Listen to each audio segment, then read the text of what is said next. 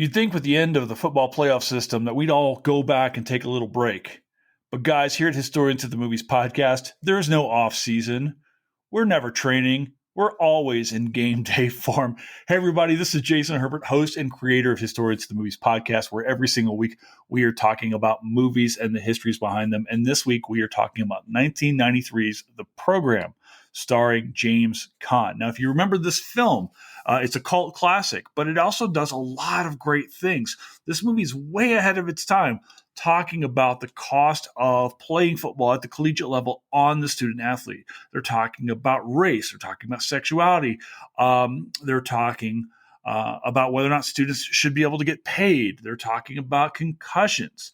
This movie's way ahead of the discussion at this point in time, and that makes it the perfect entry to talk about today's book and our guest today. And I'm talking about Nathan Kalman-Lamb and Dere Silva, and they just produced a book. It's released through UNC Press, and it's absolutely fabulous. It's called The End of College Football: On the Human Cost of an All-American Game. And the conversation we're going to have today, talking through the program, talks about what student athletes are going through, what kind of costs they're paying to play the game, and ultimately the question is whether or not college football should still be around. This is a really interesting conversation we're having about a game that I love to watch. Guys, I'm a Florida State football fan. I'm also a Kentucky fan, but I don't say that quite as loud. So I hope you enjoy this conversation. It is really, I went into this conversation kind of skeptical listening to these guys, and they just really blew my mind. So I think you're really going to love this conversation. It's a really smart conversation with two really terrific guys. I hope you enjoy it. So sit back and relax. The Program is next on Historians of the Movies podcast.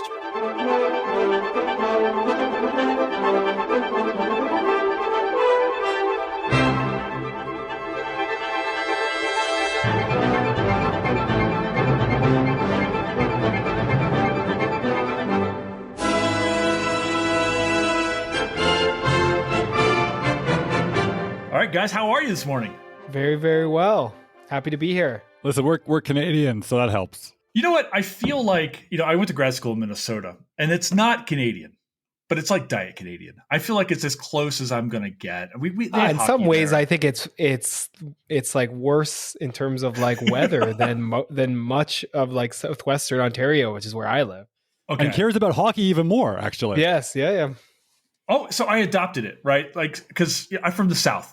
I grew up in Kentucky and Louisiana. We don't do hockey there. We don't even do football. We're a basketball place, right? Mm-hmm. Right. So it's like, all right, I guess this will just be my hockey team now because I root for the Yankees, even though I grew up in the South, and whatever. It's fine. So it was fine. -30 was a number. Like I remember when I was in graduate school walking out, it was -30 one morning, and I was like, no, that's not cool. No, it's awful. Actually, I felt like when I walked out, it was almost like there's a point of no return when it gets that cold, where you stop noticing how much colder like -5 is than -15. It's just, it hurts. Everything hurts in your face. No, and you have to have long underwear. Okay, long underwear is an absolute essential ingredient of life, even in Canada in general. I can't go back to no. I'm like so weak when it comes to the cold now. I will wear long underwear for like 5 straight months. Nathan, did you guys have I noticed when I would walk to class, like it would be 20 degrees outside and I would be hot because you would get to this point where you got so used to the cold. When it was just regular cold, you were like uncomfortable. I would be sweating on my way to the gym because it was so cold. Yeah, so that's part of it. But then I lived in North Carolina and I got weak though. That's what happened. I lived in North Carolina and it was like, it's like 60 degrees and I'm like, oh, this is so chilly.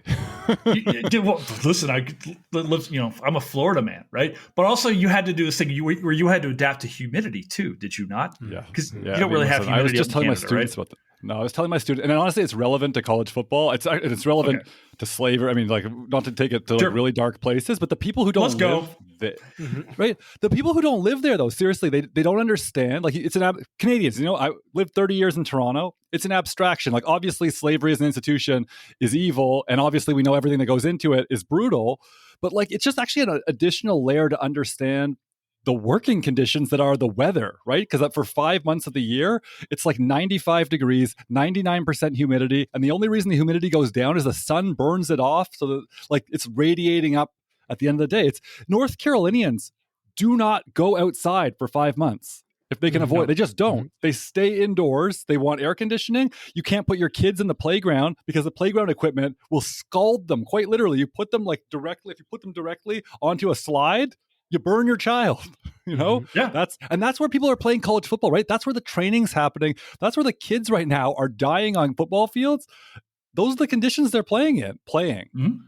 Oh yeah, and I want to talk all about this idea. And like, look, you're expected to, right? There's an idea about masculinity. Get through this. It's tough. We're gonna blah blah blah, so forth. You know, I want to talk about all of these different things today. But first, I want to talk about you guys. You guys want to introduce yourselves and tell us what the hell you're doing here? Sure. Yeah. So I'm Dere Silva. I'm an associate professor at King's University College at Western University. I'm co-author with Nathan on The End of College Football, on the human cost of an All-American game. There it is right there. Uncorrected proof, gentlemen. UNC sent this to me early. Yeah, the UNC Press, our publisher, has been amazing with sending off galleys, which is amazing. But there's real ones in the world. Let me grab mine. Ooh. There's real, fully bound ones in the world as well. So they're slowly coming out. Right. Yes, indeed. Sonia, if you're listening, I want another. Go ahead. But yeah, I'll let Nathan introduce himself as well. Sure. Yeah. No, I'm Nathan Kalman-Lamb. I'm now a associate professor without tenure, I should add, because that does not signify what you think it means when I'm an associate professor right now at the University of New Brunswick, UNB in Canada, in the Department of Sociology. And my work is mostly my appointment is actually in social theory, to be honest, but sport is the object of my research and has been for a long time. You know, my dissertation work was on hockey, and now Derek and I are working on football, college football especially. And I think that's actually a background piece that's relevant here, you know, because I know we're going to have, you know, this is the reception of the book in general. You're going to have U.S. listeners who are like, why are these two guys in Canada talking about American college football? But, you know, there's many ways you could answer that. But one of them is, I want to be really clear. Derek and I spent a lot of time in the United States around this sport. You know, Derek was at the University of South Carolina. That's where he did his PhD. And I spent 6 years at Duke in the writing program there. So we are actually quite intimately familiar with that world, even though we're not occupying it right now. I think that, listen, I think in history broadly right now, we are wrapped up in questions. And of course, I think we can almost say in jest, is like, what are two white Canadian guys doing talking about American football, right? This is a pretty easy one. Just like, this is a subject we wanted to talk about because we thought it was important, you know, but in the history profession right now, we are wrapped up in these conversations about who can do what and say what and all these kinds of things, right? So I think it's a legitimate question, but I feel like it's almost a silly one at times too, because I sent to you guys kind of a prompt. It's like, hey, these may be some things we can talk about, but you guys addressed this early on in the book. We're like, yeah, we're Canadian. Stop now if you don't want to hear Canadians' thoughts on this. So, but I do want to ask you this, okay? Because we're going to talk about this film. The program comes out in 1993. This movie is 31 years old, and I am feeling every last bit of that as I sit here talking to you guys right now. Because I was 93. I'm like 16, 17 years old when this movie comes out. There's a slate of movies that come out in this time period that are all kind of dealing with this as well. We could talk about. But here's my question. How do two Canadian guys come to want to write about football, college football in the United States? What was, I guess, before we get into the idea of this film and the things that we're talking about in your book, can we talk a little bit about what intrigues you about this story, what you wanted to talk about to begin with? Yeah, that's a great question, and you're right. We get at some of this in the preface of the book, which is like basically a few pages on our own kind of positionality. But I think the most important piece of that preface is actually us explaining our stories and how we got interested in college football. And for me, like I was always around sports. The sports were always on the television, and this goes from like hockey, growing up in a Canadian household, to soccer and to association football, and then as I got a little bit older, into college sports as well, as also that college sports kind of infiltrated the Canadian sports media landscape, because it took a little while for that to happen, where TSN, our equivalent of ESPN, would start showing some of these, and start showing college football outside of, say, like the biggest games and March Madness as well. So it kind of grew through my teenage years, and I became a very close observer and fan of college football and college basketball through high school and into university, but I was completely uncritical about it. I was just a fan. It was just a consumer relationship. And this actually culminated when I decided to apply to some big time college sport programs for my PhD. I'm like, how cool would it be to go down and live in this environment? I've heard about tailgating. I want to experience that. So I did. And then I was at South Carolina. I was going to a couple games. I was going to Williams-Brice, and we'll talk about Williams-Brice Stadium, I think, when it comes to the program. And I started seeing some of the kind of warts of, like, I was teaching at the same time. I was a PhD teacher as well, and I was seeing some of my students who are participating in who are the athletes whose labor I was watching. I was seeing their relationship to the sport, and then also coming into class. And like a few moments crystallized this for me. The first moment wasn't really associated with football particularly, but I was up very late at night working on a paper. And I turned on the TV, and it was the University of South Carolina basketball team out of state. And it was like 12:30, maybe close to 1 a.m. And I'm like, oh, is this like a replay or something? Like, what is this, just like highlights? No, it was the game, and it was out of state. And I'm like, half of these folks are in my, or could potentially be in my class. And my class is 8:30 in the morning the next morning. And of course, like, my immediate frame of mind was like, yeah, how are they going to get to class? And then how are they going to be active in class? Like, how could we ever possibly expect them to be engaged? They assuming they get on an airplane, if it's an airplane, still going to take a few hours to get back to Columbia, and then ultimately get back into their bed and sleep. So that was like, okay, that moment like really struck me and kind of changed my some of my ideas. But then the most important thing happened. One day I was teaching an intro to Soc class, a very large class. And after this class, an assistant professor or assistant coach, or a coach on the football team in the football program, stopped me after class, introduced himself, and was like, oh, I'd like to talk to you. So we're talking and walking back to my office, and it came very clear to me that this coach was like trying to influence my teaching with a particular student to make sure they passed. It got to the point where it's in the book. Like, he said it, like, all I care about is keeping this student active on the football program. And then when we got to my office, this was a very large person, very large, expect like everything you would expect a college football coach to be, very large. And he stopped my door from closing. He like kept it ajar with his arm and his leg. And I'm like, okay, like this is it's a little aggressive. It's getting a little bit aggressive. I need to like find an exit strategy. And anyways, I get into my office and I mentioned I'm a PhD student. So I'm sharing it with 4 or 5 people. And he sees this. He looks around. He's like, what is this? He would expect like a single office with a professor. And he's like, what are you? Like a grad student, a contract? What are you? And I'm like, yeah, I'm a PhD student. He goes, oh, never mind. I'll go talk to your superiors. And then he left.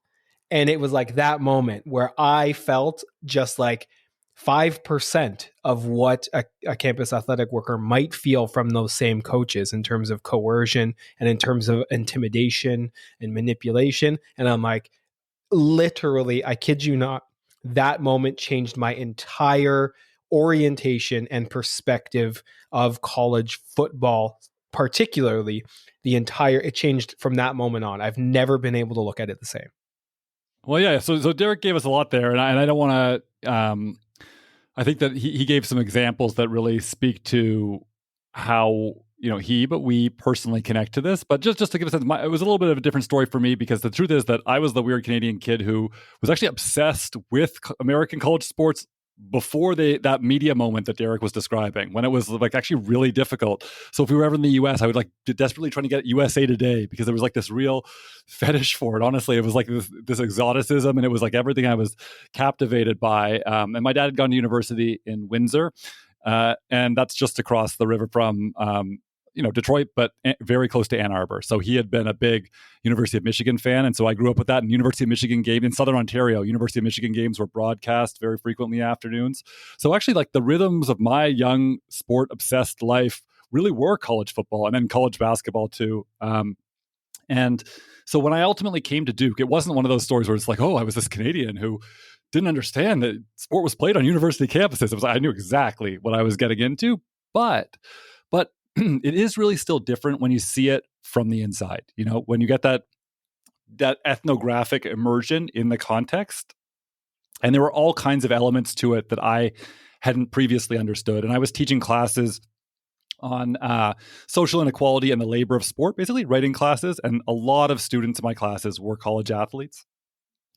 And it ended up being almost like a consciousness-raising workshop that Duke was accidentally allowing to take place for their first-year athletes on campus. And so I learned an immense amount about it. Yeah, I think that's one of the things that's, I think, fascinating about your work in this book, guys, is that you're kind of, and if we talk about like the film itself, you're almost adjacent to the storyline, because there is an aspect here of like, how are these quote unquote student athletes performing academically? And there is, I was talking about this in another pod the other day. If you took, say, this film, right, and it's centered around our quarterback and the girl and the coach and things like that, right? But if you took this film and shifted the focus to a professor, right, there's a whole other movie there dealing with, hey, how are professors dealing with the rigors of higher education, the politics of it, the pressures, maybe a side story becomes of the coach or the booster or whomever pressuring professors, because you don't just have to be a doctoral candidate to feel that pressure. Full professors are speaking. Deans, I'm sure, are getting that as well. So you've got really a hand in the story. But I want to ask you real quick before we jump into this film, because you both talked about growing up in Canada. Is there a difference in relationships at college sports in Canada than you notice, say, in the U.S.? I'm kind of wondering if there's a dynamic, because you're like, well, we are both watching. I was like, wait, there are universities in Canada and there are sports there, I'm assuming. Is there not that camaraderie? Like, how is that different between the Canada and the United States? It's a really important question. And when we talk about this, we typically make the analogy or the connection between Canadian college athletics is much more similar to Division III in the United States, insofar as there are no athletic scholarships per se. And it is less lucrative. It is not a kind of revenue generating, although increasingly, like, this is getting muddied a little bit at certain universities in certain programs in Canada. But the mass commercialized aspect of big time college sport simply does not exist in Canada. We might have the championship game of football, which is called the Vanier Cup here. It might be shown on television, but that's a one game of that season that's going to get on TV.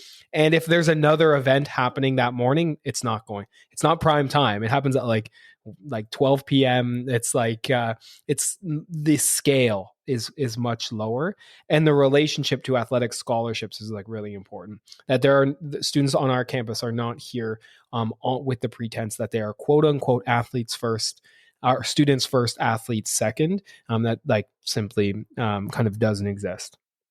But the only thing I'll add is just that interestingly, despite everything that Derek said, there are still many of the dynamics that we talk about in the U.S. context, they do replicate themselves on Canadian campuses. So I feel that even here at UNB, that sport, actually, whenever the president sends us a weekly missive, he's always centering athletics, actually. It's quite interesting the extent to which that's happening. It's being treated as a sort of branding vehicle for the university. And that means that the truth is the players have massive commitments to sports that absolutely interfere with their academic lives in very similar types of ways. And I feel like that's something as a faculty member with more power than I had at Duke, that I'm struggling with, right? To try to, I actually feel that that's one of the advantages, though, in the Canadian system is that like faculty here are unionized. Faculty have more clout in a way on campus relative to those in the athletic side than in the U.S. It's a completely different type of power dynamic, and so I've sort of felt like we can actually push back a lot more here than if I was in a commensurate position in the States, like Derek described, right? You wouldn't really feel like there was almost a point in pushing back because we know how the university's bread is buttered. But here, it's like a little bit different where we're trying to, we have a little bit more agency, I think, in pushing back. Guys, I don't want to bury the lead here. You're making a pretty heady claim here, which is we're calling for the end of college football. And I want to get into this film now and kind of talk about this, because one of the things about your book is that when I read it, there's a real urgency. There seems to be, as I read this, like we have gotten to a point now where this has to stop, and here's why. The film we're talking about today, the program, comes out in 93. So I'm kind of wondering if maybe we can talk a little bit about, like, has the game changed? Have the situations around the game changed in, say, the last 3 decades? Like, how do we get to here, say, from 1993? Yeah, so there's sure, and I'm sure Derek has plenty to say about this, but there, I think, really interesting changes in the dynamics, many of them at the same time, right? And so it's not even such a clear-cut relationship. So the most obvious change is that the commercialization of the sport has unquestionably increased, which is to say that like way more money is being made, period, 30-some years later. Although the film is interesting because it shows you how big a deal and a big a business it was already, right? So it's like an interesting time capsule in that sense. But we know empirically based on like the data that it has come a long way. So it really tells you how big business it is now. If it was already that big a deal, and now it's that much more so, right? So that's really important because as just a site of industry and commodity spectacle production and so forth, right? This is a really serious site of value production.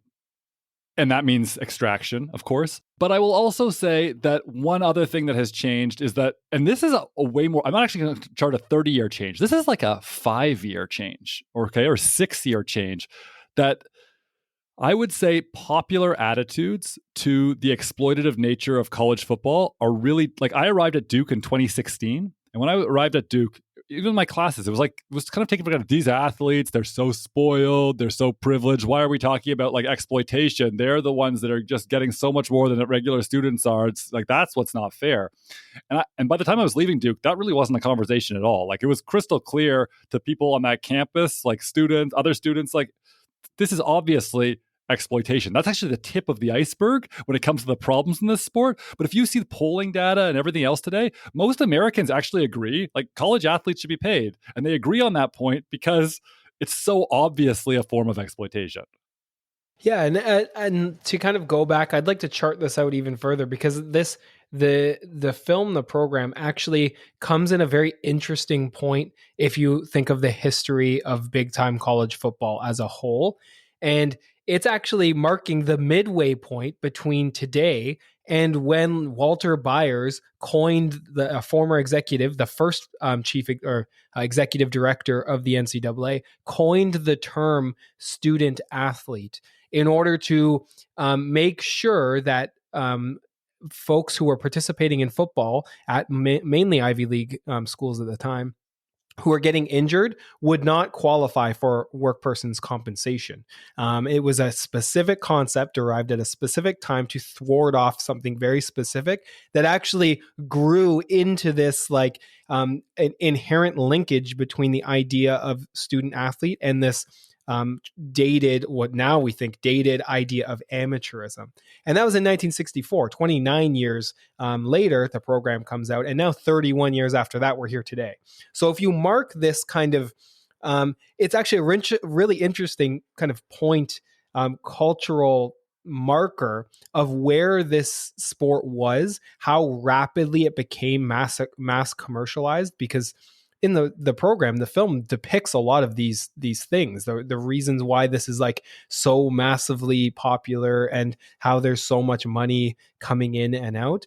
But if anything, it's gotten worse than that in a variety of ways in terms of the scale, even more in the last 30 years. But there's also been, and I think we can get into this a little bit, there's also been very recent developments along the lines of what Nathan's talking about in terms of cultural understanding and political understanding of NCAA college football as exploitative, but also a very slow,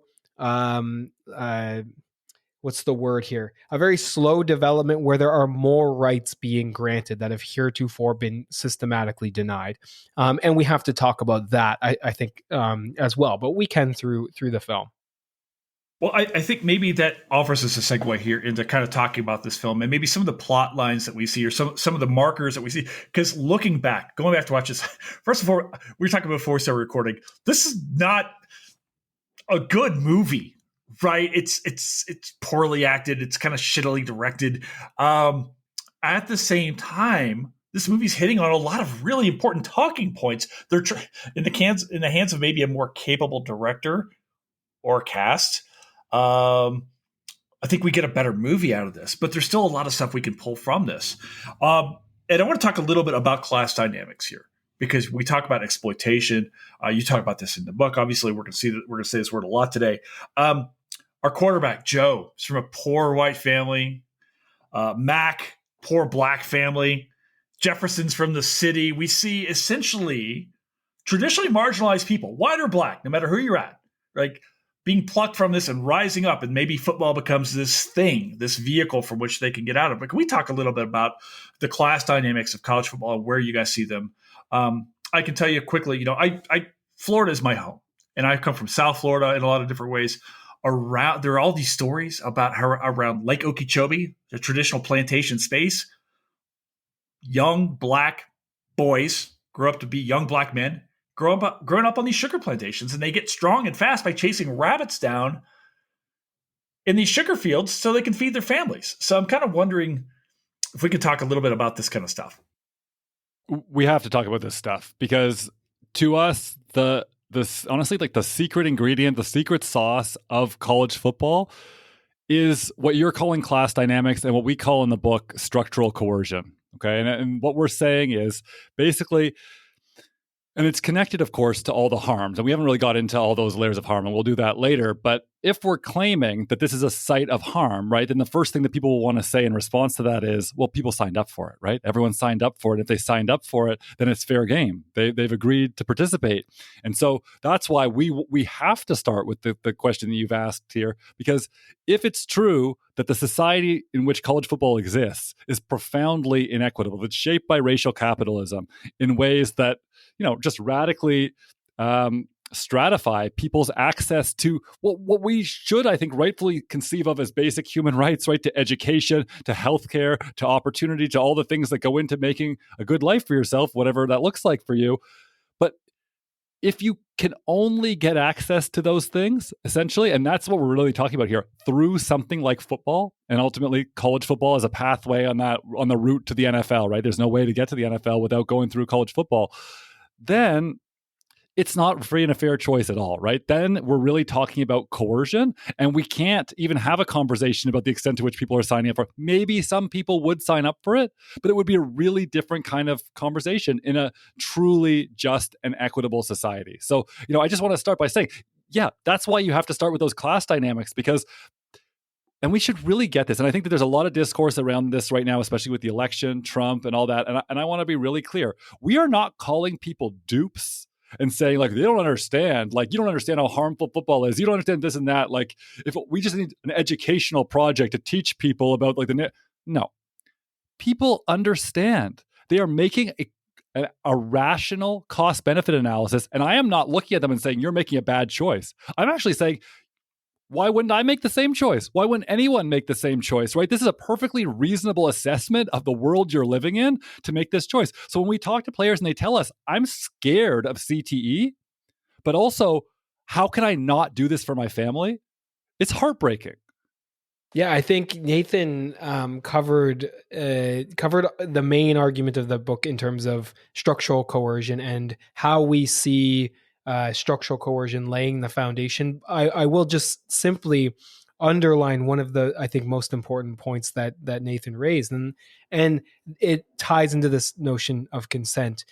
And to kind of put a bow on it, I just want to kind of remind listeners of this podcast that, like, if a choice, if we view the choice of college football as being one of a consensual kind of relationship, but we also accept that that choice is conditioned by all of the structural barriers that make alternative choice very difficult. So then it's not freely made, really. And when we think of education and how this is tied into where a lot of the discourse is around, oh, well, these folks are paid or remunerated through athletic scholarships, and there's a value to that, then that means that they're being paid through access to education that is also structured by so many barriers. So if folks are using the choice to play college football as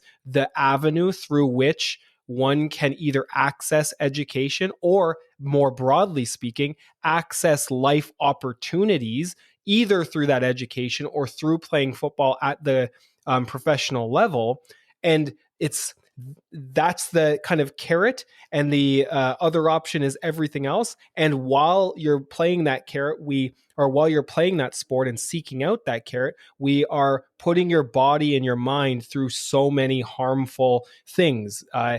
We know tackle football is an inherently harmful sport. We know that every 2.6 years doubles your chance of contracting chronic traumatic encephalopathy, CTE. So if we know that that is what kind of the choice, the cost benefit that is happening, that choice like isn't really truly freely made in a kind of open marketplace of ideas. In some way you're selling your body and your mind for that opportunity that you should just simply have.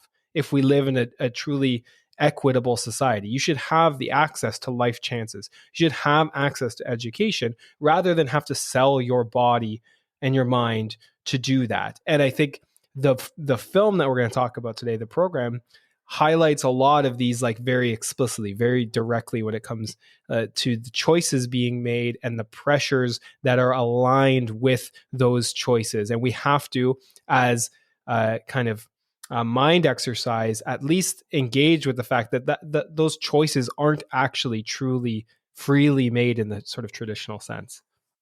Yeah, I want to ask you guys, because you talk to a lot of football players, you engage with them, you talk to them about the fears, desires, things like that. Did you have the conversation with them, like, why? Why did you choose to continue on with this? You probably played growing up as a kid. The trajectory tends to be introduced early. Maturation becomes an identity. I'm a quarterback. I'm a linebacker. I'm a football player, right? And you become really good at it. It's hard to become a college football player, right? These kids these young men talk about why they wanted to continue on and why they chose to attend South Carolina or Duke or Notre Dame or any of these other programs. Why do they go? Why do they play football? Why risk this?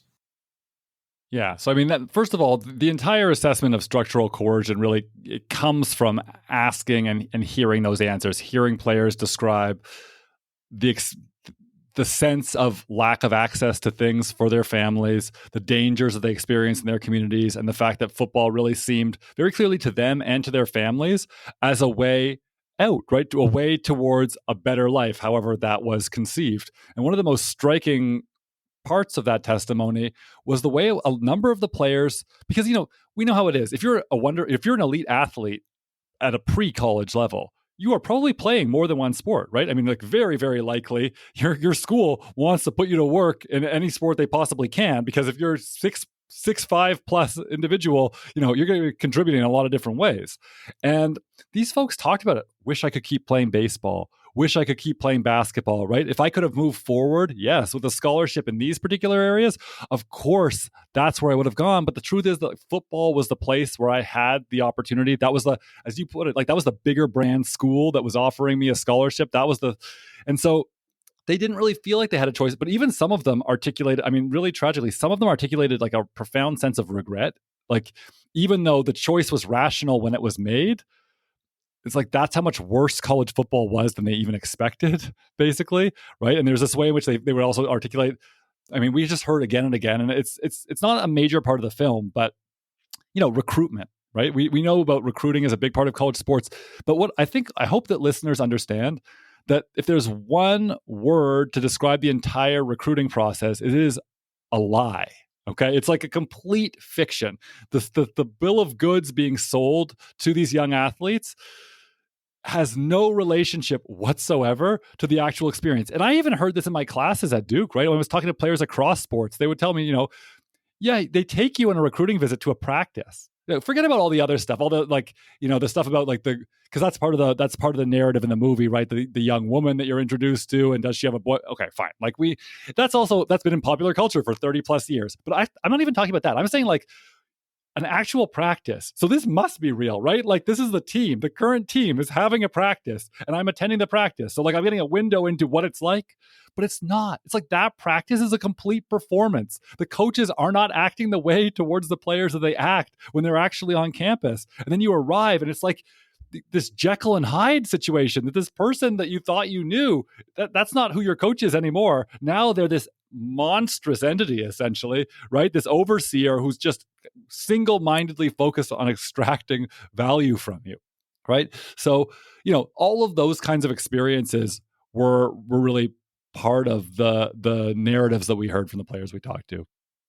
I want to ask you guys about the gentrification of sport while we're thinking about this, because you talk a lot about this plantation dynamics of sport and things like that, and I kept thinking about, frankly, the blackness of college football. There, and this conversation came up when I was talking to Lou Moore in a few previous podcasts. Overwhelmingly black, except for the quote-unquote leaders generally of the sport. It's almost always a white quarterback, though we are seeing some changes around the sport. But then, if you're listening in on the pod right now, I want you to close your eyes and think about this. I want you to think about other sports. I say golf. Who are you thinking about? Or lacrosse? Or basketball? Can we talk a little bit about why this sport is so targeted towards poor people? Specifically, poor blacks. Not uniquely, but certainly it's a dominant story byline, is it not? Yeah, there's so much to this, and we have to center it, right? And then that's part of the structural coercion is directly connected to this. But so I'm going to start just with a few statistics. You pointed to it, but I just want to echo through some statistics.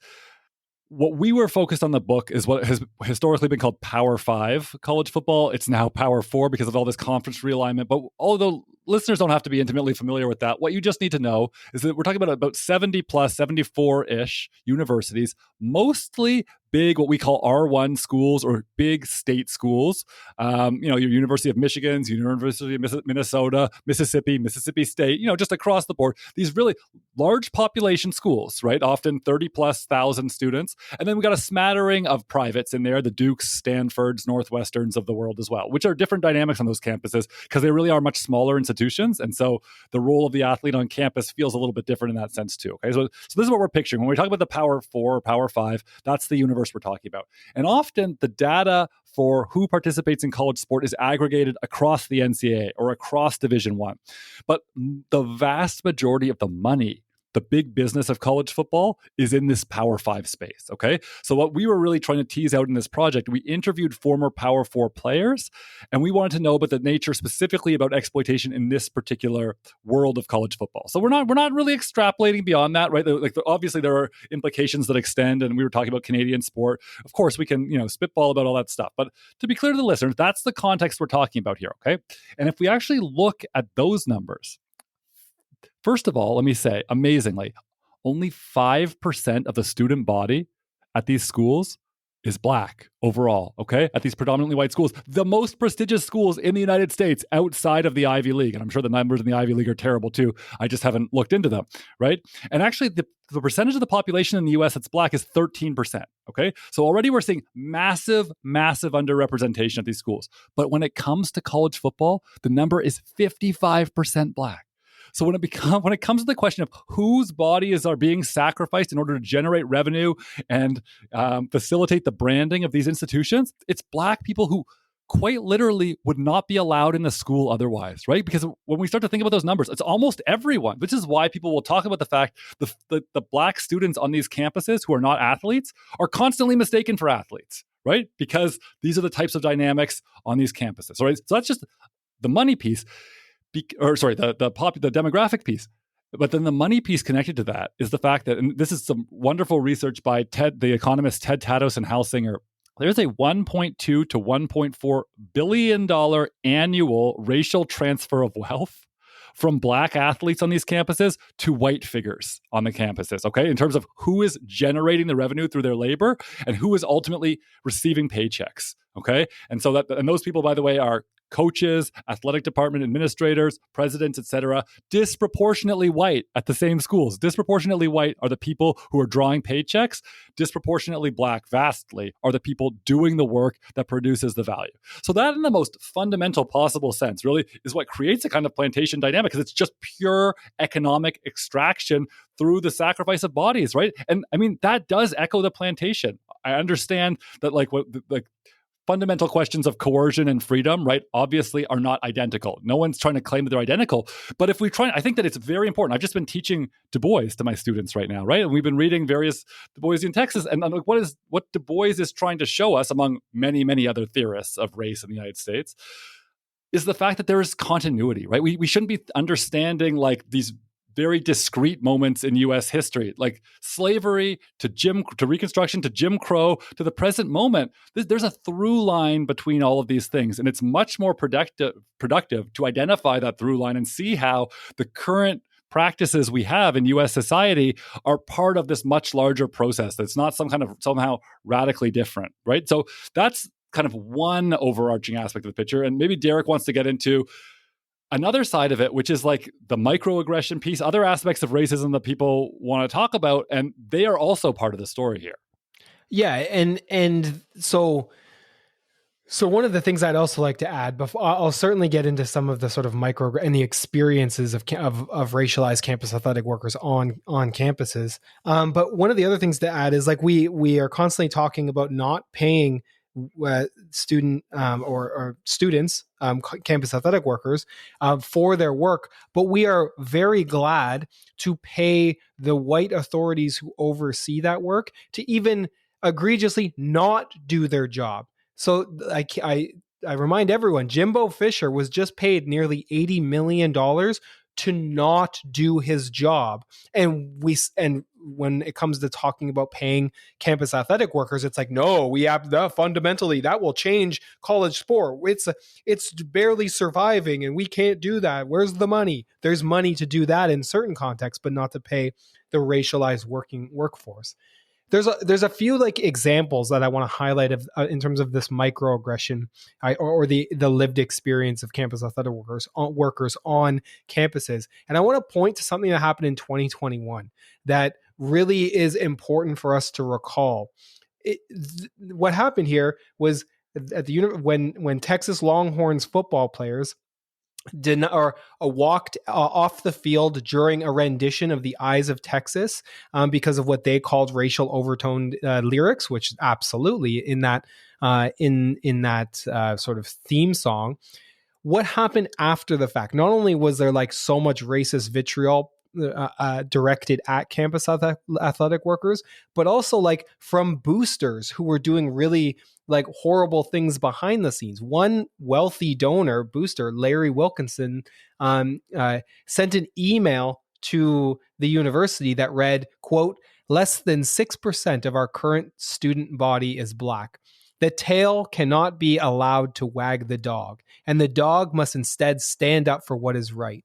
Nothing forces those students to attend UT Austin. Encourage them to select an alternate school now." And then in 2022, and this is not football, but Greg McDermott famously literally demanded players, quote, stay on the plantation in a post-game talk. So when we're talking about the plantation dynamics, it's coming directly from donors and from even coaches, and then also other students, and importantly, faculty themselves. When they get onto campus, many faculty and many other students buy into the idea that campus athletic workers do not belong there. This is not a space for them. They are not smart enough. They're not. They don't try hard enough. They shouldn't be there. And there are microaggressions that target campus athletic workers, but most importantly, from our research, that campus athletic workers see, they experience, and they feel as such.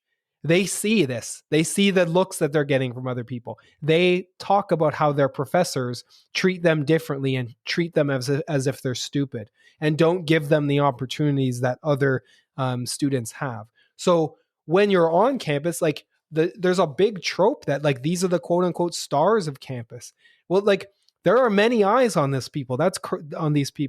Particularly like really revenue generating sports.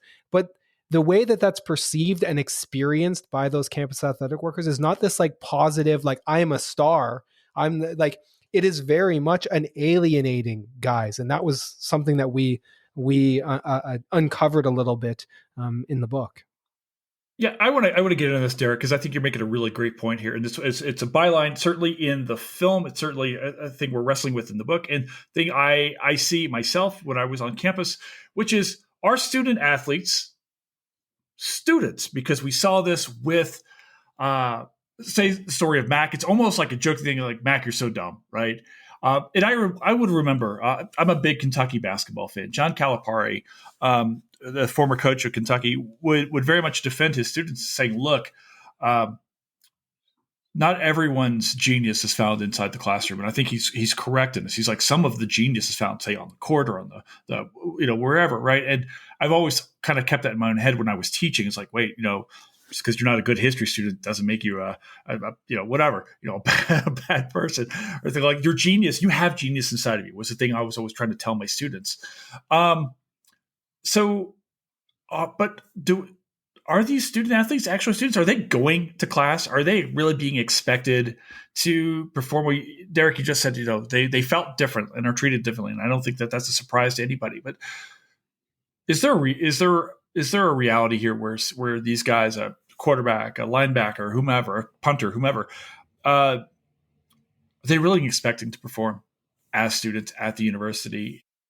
Yeah, so there are many dimensions to that question as well. We felt that was one of the most urgent parts of the project, frankly, because there's academic literature on this, but it's not. I don't think it's centered as much as it could be, and so there are a few ways to take this up. The first is that the way that Derek and I conceive of this is that when we write about this issue, we want to actually accept the false premise of the NCAA system that the wage that these athletes receive is their education. Okay. So like what we're saying is that shouldn't be their wage. Like they are producing value. They deserve way more compensation than that. But okay, to accept the premise is to say, fine, you give your value producing athletic work and in exchange you receive a scholarship, AKA an education. Really the thing you receive is the education. So that's the wage. So then that's why we want to take so seriously what that education actually looks like, right? Because if that is a deficient education that is being offered to the student, then we can understand that as wage theft in and of itself, an additional form of exploitation, basically, an extraction, right? And that's exactly what we found. So there's two pieces to this. One of them is the, I think, popular cultural notion that the academic side is corrupt, which is to say students are not doing the work. There are no expectations of them. There's cheating going on. This is the story of the UNC scandal, right? Like Jay Smith wrote the book Cheated with Mary Willingham. There's this, and the specter of that UNC paper class scandal was absolutely looming over Duke when I was there, without question. At Duke, for instance, you cannot have a class with enrolled 50% plus athletes. It's against internal. That's not an NCAA rule. That's an internal institutional policy because they're so concerned about being besmirched basically by UNC's kind of scandalous undertakings, right? And so And so let me just say on that subject, we do not view that as the primary issue with respect to education in college sport, but it happens, and we did talk to players who spoke about the cheating. And we want to be also really clear when cheating happens in the context of college sport. And this is exactly what you're getting at, Jason. The people being cheated are the athletes, right? Because all they're getting as a wage is an education. So if they get a paper class education, they're literally getting nothing in return for their athletic work, right? So that's hugely scandalous from that perspective.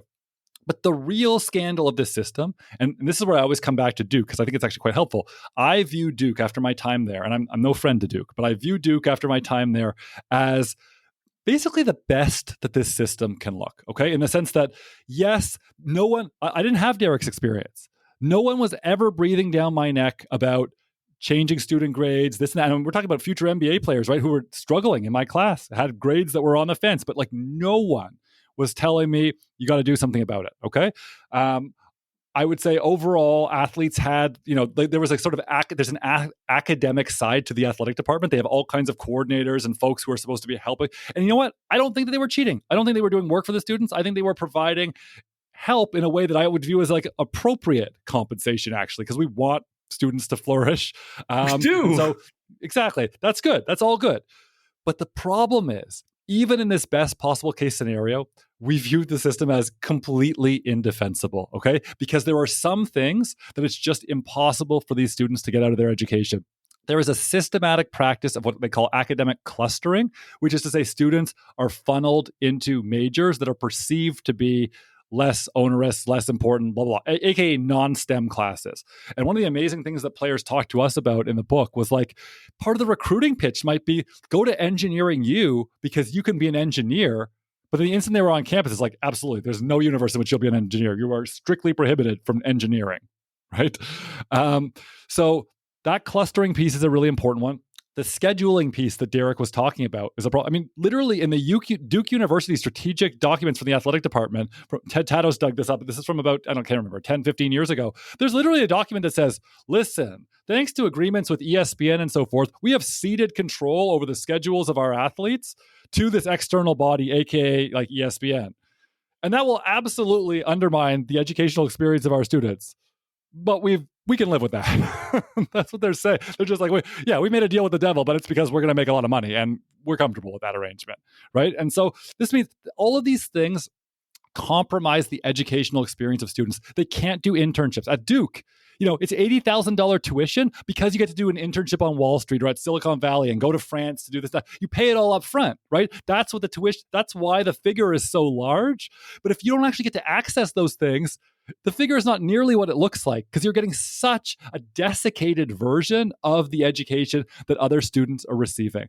And none of this relates to the most fundamental issue for football players. If you were doing 40 plus hours a week of hard labor at football, you do not have the energy, the mental energy to stay alert in a classroom and learn. Like none of us who are professors or academics or PhDs, we couldn't have done that in almost all these circumstances if we also had to do 40 plus hours a week of football. I would have been asleep in my own class. Yeah, and just to underline that point, when we hear, and I think Nathan and I have both heard from various colleagues in these universities that campus athletic workers, particularly football players, like have no interest, they have no desire, they're not working hard. Like that is complicity. That is like, let's call that exactly what it is. It's complicity in this system because they're completely ignoring the most important point of this that Nathan just mentioned, that these people are in effect, they are holding a 40, 50, 60 hour full-time job in the most arduous, physical and mentally taxing form of labor while participating or while doing their studies. And like, I know no students currently that do this type of work while also doing their studies. So that's the most important piece to this puzzle. And guys, is there not an expectation when these students arrive, football player, basketball player, whomever, right? Is there not an expectation by the university that realistically they're an athlete student? I mean, Yes, they'll never say about the expectations, right? And again, this goes back to Walter Byers. This isn't what Walter Byers, and he said famously in his deposition right before he died, that like when he created this term student athlete, this is not what he had in mind. Yes, it was to thwart off workperson's compensation claims to save the university's money, but that was in a context where this sporting world was not mass commercialized. There was not Saturday or like the Saturday morning football shows sponsored by Home Depot and Coca-Cola and like all of these. That it simply was. So it grew into something so much bigger than even Walter Byers would expect, but it really was. You cannot trace the history of college football without also tracing the history of the idea of student athlete and how that's been used to mask this, and how after every sporting event, whenever they're in front of a microphone, they're introduced as student athletes. In every media document and story about them, it's student athletes. Every coach, every athletic department director, all of these people, they talk about student athletes. That's a culturally significant signifier that has been historically very, very useful in preventing athletes from having a seat at the table and having actual rights that they should have and have heretofore been denied. Well, okay, so let's talk about this, because you guys are very adamant about paying players in this. The film critiques this. There's the idea that, oh, this guy slipped me $50 or $200. I feel like that's even a falsehood. Say in 1993 when the film's come, have you read Rex Chapman's memoir? Rex Chapman comes out and writes about this, like, and he played in the 1980s at Kentucky. He's like, everybody was getting paid under the table. Can we talk about how names, images, likeness have changed this sport? And what are your thoughts on this idea now of players getting paid? Because you guys are pretty clear. This is labor these guys are performing, quite literally. How's NIL changing this game? Absolutely. And let's just start and get this point right out of the way, and then we won't have to return to it. NIL is an obviously good thing that folks are now able to access compensation for the use of their name, image, likeness is an overall a good thing in both the perspective of campus athletic workers, and I think Nathan and I would both agree. That said, it does very little to even address any of the issues that we've talked about. One, the first point being that if the issue is compensation for labor, NIL literally does not change this dynamic whatsoever. The universities are still not paying college football players for their on-the-field labor. What is in effect happening is a third party, a private sector company, is now subsidizing those universities, allowing them not to pay those folks and paying these people. Importantly, they're not being paid for their athletic labor. They're being paid for additional labor, for promotional work, to sign autographs, to show up at events, to be in commercials. A good thing, certainly, but they're not being paid for their work. This is in effect a new era of gig work that's happening in the field of campus athletic work and college sport. They're simply not being paid for their labor. That's the story. I mean, like it's just a total fig leaf on this entire system, and it's a kind of a discursive justification for, I would say, for the entire kind of NCAA system. They get to say now, oh, players are being paid, so now we've resolved that problem. But there's no other site in a capitalist economy, and I'm no capitalist, but there's no other site in a capitalist economy where a corporation or any capitalist gets someone else to pay their labor force for them. I mean, that's a pretty good situation. But I don't think anyone would consider it to be reasonable. You know who else doesn't consider it to be reasonable? The Supreme Court of the United States, who I am not a friend of either, right? But even the Supreme Court of the United States considers it to be, Justice Kavanaugh considers it to be a pretty egregious site of exploitation, because at the end of the day, they are producing value for this institution and they're not even receiving a wage of any kind. And even the most ardent capitalist, that doesn't really compute, right? So that's why people will use language like plantation dynamics or feudal dynamics, right? A kind of serfdom. I mean, you have to indentured labor. You have to look for different paradigms to talk about this system because the coercive aspect and the extractive aspect are so egregious. They don't even align with a capitalist system that I also view as exploitative, right? So, I just think that that's something that we need to keep in mind. And also, why are we then? I mean, just as a separate issue, personally, I don't think that the frontier of justice when it comes to any kind of labor activism is more commodification, right? Like, I think the solution to the problems of college sport is that now you have to turn yourself into a brand, right? Or like we want to introduce more brands into the sport, or I mean, like that's gross. That's not the kind of world I want to be living in where we find more spaces to commodify. So like, if we could just start with you are doing work and we will pay you for the work that you were doing, I think that would be a better place to start than name, image, and likeness.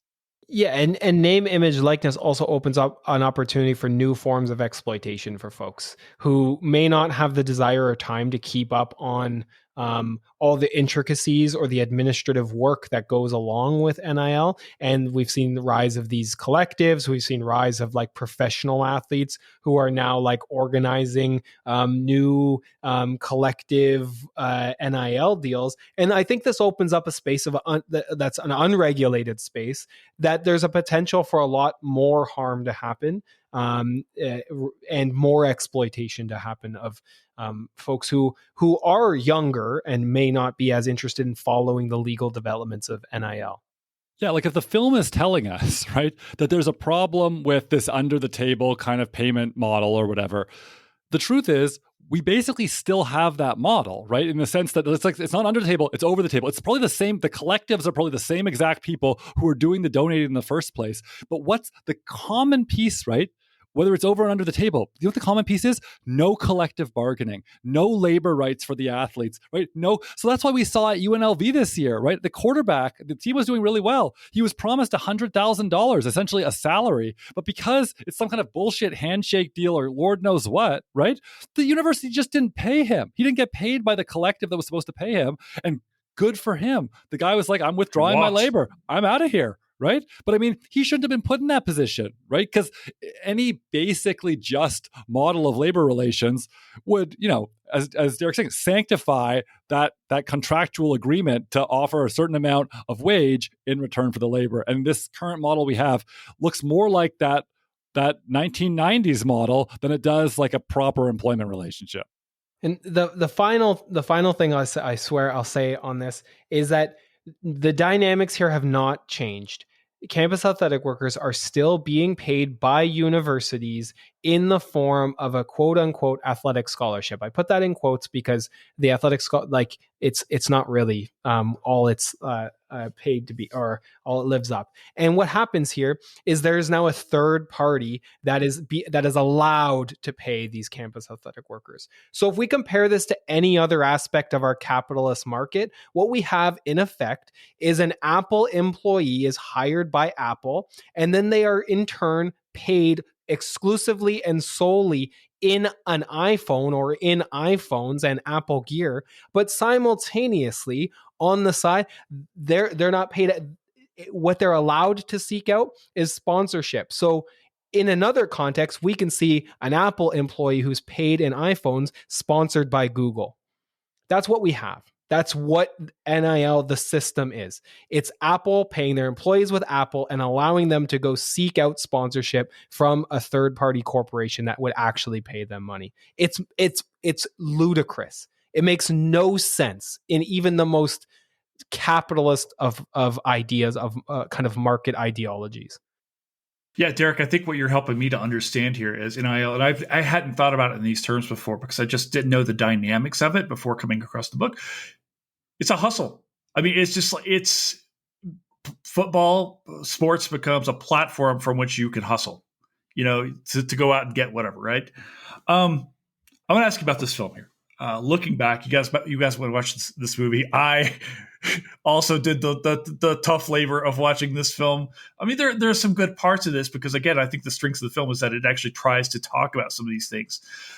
Can you speak to, thinking back on this movie, are there parts of this film that really kind of spoke to you, when especially in the line of your own work, you're like, okay, I get this. This is kind of speaking to my own experiences or my own interests, or I think they're making good points here? Yeah, let's talk about something about the film that I think actually really connects to an aspect of the book we haven't discussed yet either. Okay, so that'll kind of bring these two things together. So it's funny because we've been talking, for over an hour. We've been talking for over an hour on this conversation, and we really haven't got to the thing that I view most harmful about all of this, which is the physical cost, the actual. Yes. We mentioned it. We mentioned CTE. I know we haven't like literally avoided it, but we haven't centered the fact that there is this huge physical cost that goes along with all of this. And I do think that the movie does a nice job of addressing this in a couple ways. One, I think we see the play. Sorry, I'm not good with names at the best of times, and now the names are evading me. But we have the linebacker, the white linebacker in the film, or not the linebacker. He's a defensive lineman. He's a defensive end, right? And he's he starts using steroids, right? Because that's like really the era where steroids are part of the discourse, in order to like juice up his body so he becomes this star. But the film's trying to show us, right, that it's like really messing with his head. There are all these like consequences to using steroids.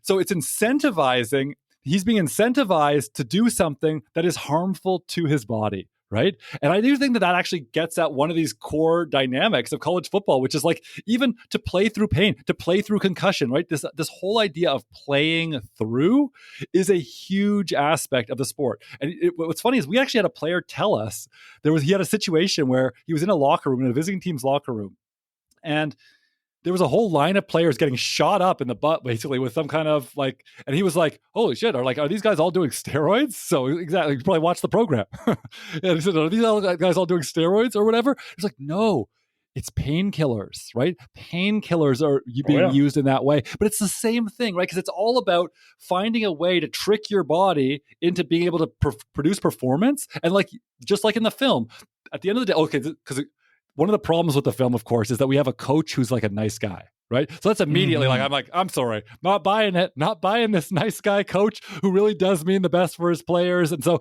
the nice guy coach is struggling with like, can he allow this guy to take steroids or not? Well, the truth is, you might have nice people in the athletic trainers, in the medical apparatus, who, are trying to look out for the players despite all the harm. But the truth is that there is almost always pressure coming down from the coach that is compelling players to play through pain, ignore what their bodies are experiencing, because all they are being judged by or being evaluated on, and all they care about is wins and losses, right? It's all about the wins and losses, and you need performance. So if the player can get away with shooting up steroids and becomes like an All-American, great, right? That's a perfect scenario for the coach.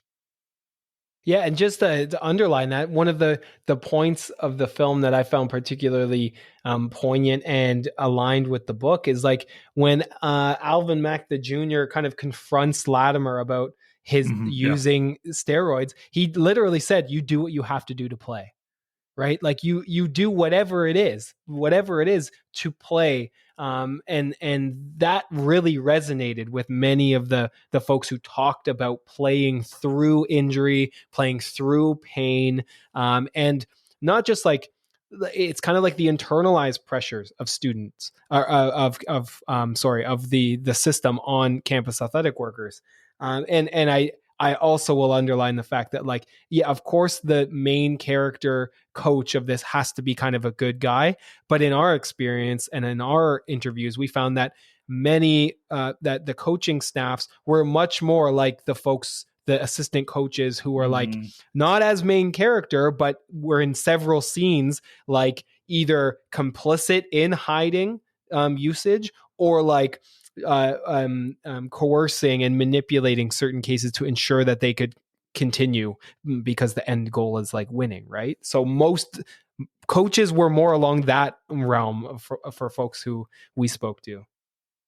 Yeah, and I want to actually go back to the Latimer thing because I had forgotten about a very traumatic scene that happens during this film as a result of Latimer's change, for lack of a better word. I don't know if he's always this person or whatever, right? Which is the sexual assault he attempts, right, at the party, right? I had forgotten about this scene. I'd only seen this movie once or twice, and it had been decades ago. So I'm watching this, and I'm like, oh my God, right? And how quickly it swept under the rug in this film. And then I remember that I attended Florida State University, which settled a lawsuit against quarterback Jameis Winston for $950,000. And I'm wondering, if that was, in your experience as far as being around these kinds of programs and things like that, is that common where is this kind of like a well-kept secret that these kinds of things happen? They're swept under the rug. People, alleged victims, are compensated by boosters, universities, things like that. Is this also a thing that happens? Yeah. So let me address that in a couple of ways. So one, let me say that there's well, first, for people who want to learn more about the Florida State situation, there's a really important documentary called The Hunting Ground, and the Hunting Ground has about 11 minutes. It's about sexual violence on campuses more broadly, and it's a really important intervention because it's not a quote unquote he said she said kind of dynamic. It's just like we're going to hear from survivors and center those voices, and that's the story, right? So it's I think a very important intervention in that sense. And there's about 11 minutes on the whole Florida State dynamic, which is very powerful. And I used to show students at Duke actually in my classes. That was part of our discussion of college sport and sexual violence and the relation there.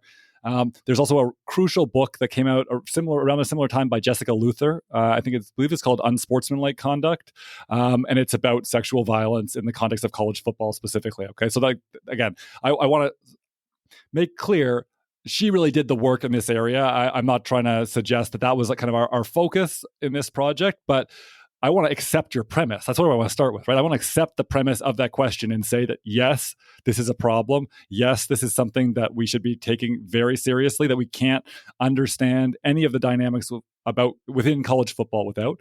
We did encounter one story. Okay, we talked to 25 people. Again, we weren't researching this issue. We sort of acknowledged it's there, but this is not the focus of our study. So that's not what we were asking questions. We weren't probing on that, and so maybe of the 25 people we talked to, maybe many of them actually had stories, but one of them came unsolicited. Okay, so that's why I want to say we weren't asking questions about it, but it emerged that in the recruiting process, right? And I talked about recruiting before. In the recruiting process, he felt that he had been brought by the coaching staff essentially into complicity with a form of sexual violence. Like it was a recruit actually who was responsible for this on the recruiting visit where he was like supervising it, right? But like they set people up in these situations by objectifying women and treating them as if they themselves are commodities to be used in order to entice, and the film's trying to show us that, right? I mean, the film does it not in a watered down way because it's more like the film shows that he's enticed by a genuinely romantic relationship or whatever. But the truth is like the objectification piece is much stronger, I think, in terms of how the recruiting process. Anyway, and he was like, I'll never recruit again. After this, he's like, this situation was horrific. It's horrific that you made me party to this, and I will never leave someone another visit, etc. Right? But I mean, it really struck me in having that conversation. Like, yeah, this is clearly part of this world. Guess I'm going to ask you again that I went back and made you watch this film. Two guys I'd never met before. What parts of this movie drove you nuts? When you look like God, this movie, right? Are the parts of this when you're like, I don't know about this, or just drove you nuts just thinking about it? Yeah, well, like in general, I think the film is one of those, to me, like movies that's shown on like Sunday afternoon in off season of all sports, like on like basically a filler film that they just like put on, and then you turn it on maybe in the background, and you can keep it on the background because it's so like shit. It's so bad. Just put on. Yeah, it's like kind of just on. You're not paying attention, and it's like that. So it's like riddled with these moments of just like of things that appeal to consumers, to a basic kind of consumer, but like there's nothing really there. And the overarching theme of like the possibility of a good ending, a good kind of happy ending, was one thing, well, relatively happy ending. That was one thing that I just can never get behind in this genre of sports films. And it should note that this is like directed by David Ward, who also did like Major League. So like it's a common trope that like, oh, it's all about the winning at the end of the story. The one thing that really felt that I really didn't like about this film is that it centered the coach, James Caan. I forget his Sam Winters, I think his character. Yeah, Sam Winters, yeah. And it like, that was like I would argue the main character of the film, and was like unproblematically, uncritically exploring his role as coach. And I think that's a really that's a really missed opportunity. And I think if this film was being created in 2024, I think the coach, the idealized like white coach, who's in control and overseeing this mostly racialized group of athletic laborers, that'd be problematized a little bit more directly and explicitly. So when like things were happening like good and like it makes this guy seem like a good kind of hero, I always feel uneasy when that is sort of happening. And so that generally, there wasn't a particular moment that I can think of, but the sort of general theme there. It feels, Derek, almost like they modeled Winters on, say, a Bobby Bowden, who is, everybody, and this makes sense because Florida State was in its prime in 1993. What happens if you make this guy more like Joe Paterno, who willingly turned blind eyes to all sorts of horrific things? Nathan, what do you think? So first of all, I'll echo Derek on two fronts. One, I actually love to teach about the genre of sports film, partly because I hate the genre. I feel like it's just essentially, it is sport washing as a genre. Like what it always does, precisely because of the triumphalist narrative that Derek was describing, which is universal in the genre. It's almost always, it's funny because it will do the thing that the sociologist of sport wants. The sociologist of sport wants us to understand, like, let's say, social issues in the context of sport and the fact that these things are not inextricable. And actually, like, we see sport as a site in which various social problems play out. And it's a nice prism for looking at it because students care about sports, blah, blah, blah. The thing is that sports films will do that too, right? Like think about Remember the Titans or something. It's like segregation, huge problem in American society, right? Jim Crow. But like, it's not just that the team wins, right? It's about it's a narrative of desegregation. That's the story, is actually the triumphalist march to civil rights and to post-racial America, et cetera. Like the sports film is always solving all the problems that are very much like, guess what happened in the election, right? Those problems have not gone away. They are the problems of America. And so that's why I call it sport washing, because it's totally laundering that. But let me say this. This film was so crap on one level that it didn't even have that much emotional payoff. Like it didn't really successfully construct a narrative where they were like the underdogs and then they succeeded. And then you like, so in the weirdest possible way, this bothered me less than almost every sport film. I actually didn't dislike it that much. I mean, I didn't like it as a film, but normally I do get triggered, right? My buttons get pushed and I get really aggravated and I would have something really vehement to say, but it was more like, okay, you're grappling with the themes. You're talking about the kinds of it. You're showing that this sport is pretty corrupt in a lot of different ways, and you're not doing a very good job of redeeming it at the end, to be perfectly frank. And so I was like, other than the coach thing, which I agree, the coach thing is a huge issue, but other than the coach thing, I was like, okay, yeah, pretty problematic sport. Not educating people like it promises to, not compensating them, destroying their lives and careers, causing them emotional harm, like sending them into drug rehabilitation. I mean, like, yeah, that sounds about right. I feel like this is like, put in academic terms, this film is like a really good rough draft. Like if you could take this movie, right, and remake it, because they're trying here. I really feel like they're really trying to grapple with a bunch of different stuff in this film. They run out of time. They don't have all the pieces together. I don't know that they have the talent to do this film, but they're trying to do this. And I think like a film like Remember the Titans, which I think is dog shit, yet continually comes up when I talk to my adult guy friends who are all on softball leagues and stuff, because they don't have to think about it. And it tells a story that they want to see. They love it. And it deviates so far from reality that it tells the story that frankly white guys want to see. Right? Yes. I got to tell you, I'm going to interject my own beef with this film. It's quarterback Joe Caan, Craig Sheffer, who is 75 years old when they are making this movie. I couldn't stop looking at I'm coming up on 50 and I have a better hairline than this man. Where are the 21-year-old players? And these guys are full-grown adults. It was awful. Guys, I want to ask you, you come back and you've got this big thing you're calling for in this book. You're calling for the end of college football. Is that possible? I mean, first and foremost, why? And is it possible? So yes, you're correct, and this is the final chapter of our book. So I'm not going to put it all out there because I want to urge you should read the book, folks. to go Yes. purchase the book and read it. But I will walk us through a little bit of the argument. Yes, ultimately, Nathan and I agree, and through interviews with former college football players, that tackle football is morally unsustainable, not just at the college level, but at the entire, from the youth level all the way up to professional. That's morally unsustainable because it's predicated on the violent destruction of bodies and brains. Any sport that is that, we believe, is morally unsustainable as a commodity spectacle that people pay and want more of. We understand that abolishing college football is not only controversial, but it's very unlikely in contemporary society. So, falling short of that, we present a series of what we might call more pragmatic or more practical things that we think can and should happen now, or should have happened should have happened long ago. The first and foremost is unionization across college athletics, to allow folks the opportunity and the ability to collectively bargain over not only their wages, which is important and compensation matters, but also their working conditions, which is the most important thing, their health and safety conditions. Right now, they have very little control over any of those things. So they need a voice at that table, they need a seat at that table, and they need a voice in those deliberations.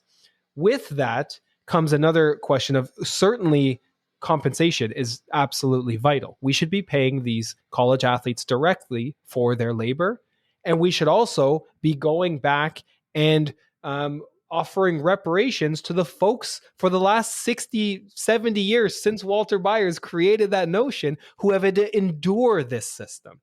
We have to go back and compensate those folks who are dealing with lifelong injury, lifelong harm, mental and physical issues associated directly with their participation in college football and in youth football. We should be paying those folks directly in terms of reparations. And finally, and I think this is a little bit tangentially, but very important for Nathan and I think there'll be more of this coming forward in perhaps our next book, fundamentally rethinking two things: access that folks have to resources that allow social mobility, like education, but also completely rethinking this connection between higher education and athletics, and whether or not that should be something we are doing, and whether or not that we should create the conditions where someone would have to sacrifice their body and their mind in order to access education. So with that comes things like free tuition, universal tuition, absolutely. With that comes things like fundamentally rethinking admissions to our universities so that we're not disproportionately bringing racialized folks onto campuses to play our violent athletic sports, but we're actually getting folks who want to participate in higher education, get them the ability to do that as an inherent human right, rather than as a commodity kind of spectacle. The last thing I will note, to add to what I was previously saying about what we can do right now, we absolutely have to be offering free, unabated access to education for campus athletic workers, that they don't have to do it in the 4 years that they're participating in football. They can do it whenever they want, whenever it suits them, so they can access the actual education. And also, importantly, full lifelong health care. Because who knows what will actually happen 10 years, 20 years, 30 years down the line that's associated with someone who might have a medical book that's 600, 700 pages based on their experiences in college football. So all of those things can and should happen right now. No, I mean, I agree with Derek. I think he covered all the territory. We understand that it is perceived to be a controversial claim to say that we think that football and college football should be abolished, but there's no other conclusion that we can come to after our research on the sport, and I don't think we'd be honest with our readers or anyone else if we said anything different. So that's why that's the ultimate endpoint. I don't think that I think we've known for well over 100 years that this is the problem with football.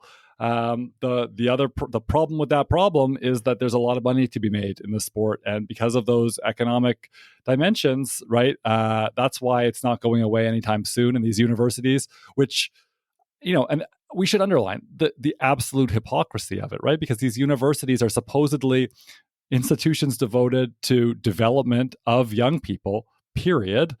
And so if you're sacrificing those young people on your football fields, right, and you know that you're doing it, that is antithetical to your mission and frankly should compromise your accreditation. I mean, I would go that far.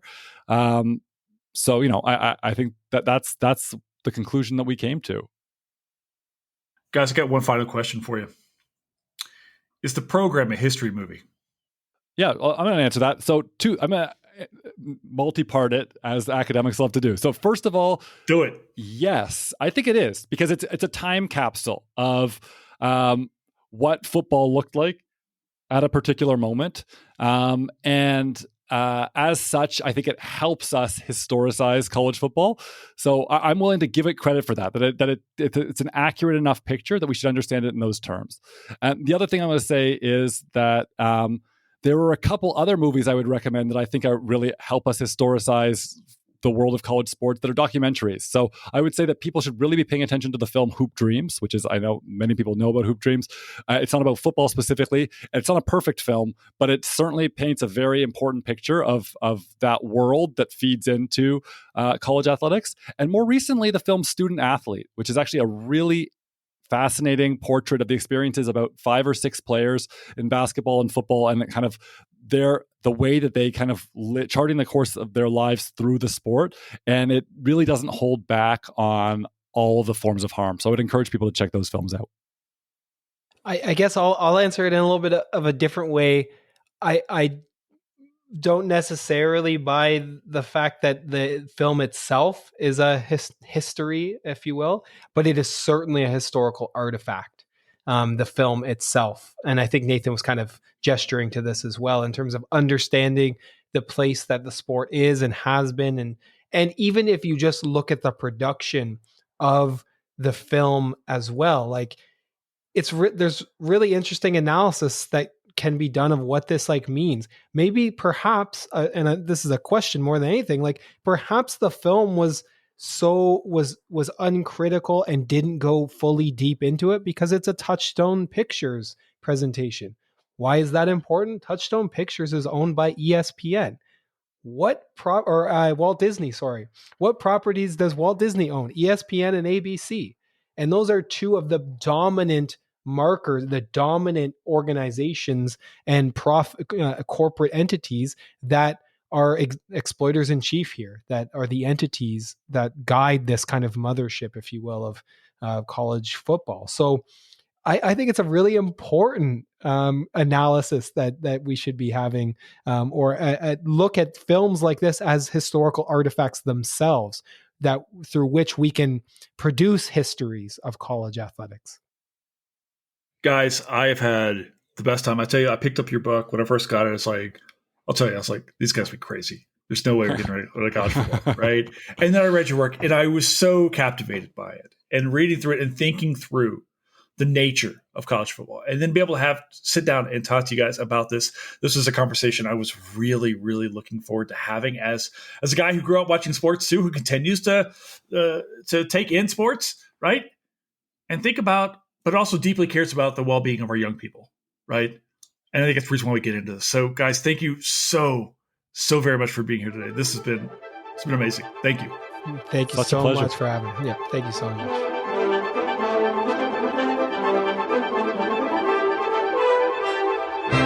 And that's a wrap here at Historians of the Movies podcast. Thank you so very much to our guests, Nathan Kalman-Lamb and Dere Silva. Guys, having you on was a great privilege of mine. I'm so glad I got to have you on and talk to you. You guys are amazing. Thank you to the center, the defensive lineman. I don't know what Fletcher is, but he's very important to the game here. He's definitely not just the kicker. Fletcher Powell, our producer, for making this show run. Fletcher, I love you to death. Thank you so much for being here. And, of course, thank you to the and forgive me, guys, team here at HATM. Thank you to all of you for coming in and being part of this. You're not just fans, you are part of this team.